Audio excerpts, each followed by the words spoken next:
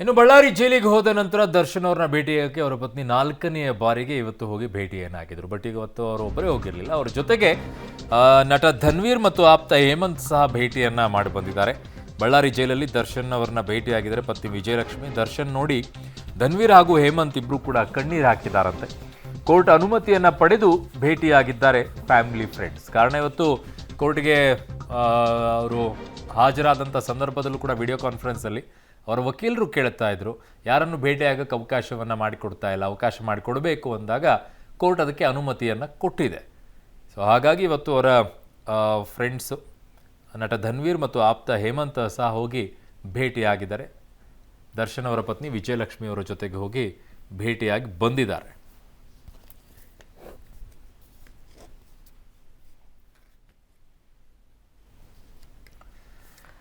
So ಇದು ಇಲ್ಲಿಯವರೆಗೂ ಕೂಡ ಬಳ್ಳಾರಿ ಜೈಲಿನಲ್ಲಿ ಹೋಗಿ ದರ್ಶನ್ ಇದ್ದಾಗಿನಿಂದಲೂ ಕೂಡ ಅವರನ್ನ ಭೇಟಿಯಾಗಿದ್ದು ಕೇವಲ ಅವರ ಪತ್ನಿ ಮತ್ತೆ ಅವರ ವಕೀಲರು. ಇಷ್ಟರನ್ನ ಹೊರತುಪಡಿಸಿ ಯಾರಿಗೂ ಕೂಡ ಅವಕಾಶವನ್ನು ಕೊಟ್ಟಿರಲಿಲ್ಲ. ಇವತ್ತು ಅದಕ್ಕೆ ಅವರ ಪರ ವಕೀಲರು ಕೋರ್ಟಿಗೂ ಕೂಡ ಕೇಳಿಕೊಂಡ್ರು, ಯಾರನ್ನು ಭೇಟಿ ಮಾಡೋಕ್ಕೆ ಕೊಡ್ತಾ ಇಲ್ಲ, ದಯವಿಟ್ಟು ಇದಕ್ಕೆ ಅವಕಾಶ ಮಾಡಿಕೊಡಬೇಕು ಅಂತ ಕೇಳಿಕೊಂಡ್ರು. ಸೊ ಅದಕ್ಕೆ ಪರವಾನಗಿಯನ್ನು ಕೊಟ್ಟಿದ್ದಾರೆ. ಫ್ರೆಂಡ್ಸು ಆಪ್ತರು ಯಾರು ಅವ್ರನ್ನ ಭೇಟಿಯಾಗಿ ಕೇಳ್ತಾರೆ ಅವ್ರಿಗೆ ಅವಕಾಶ ಮಾಡಿಕೊಡಿ ಅಂತ ಹೇಳಿ, ಅದು ನಿಯಮದ ಪ್ರಕಾರ, ಜೈಲಿನ ನಿಯಮಗಳ ಪ್ರಕಾರ ಏನಿದೆ ಅದಕ್ಕೆ ಅವಕಾಶವನ್ನು ಮಾಡಿಕೊಡಿ ಅಂತ ಹೇಳಿದ್ದಾರೆ. ಅದಕ್ಕೆ ವಿಜಯಲಕ್ಷ್ಮಿ ಅವರ ಜೊತೆಗೆ ನಟ ಧನ್ವೀರ್ ಕೂಡ ಹೋದರು. ಆಪ್ತ ಹೇಮಂತ್ ಸಹ ಹೋಗಿ ಭೇಟಿಯನ್ನು ಆಗಿದ್ದಾರೆ.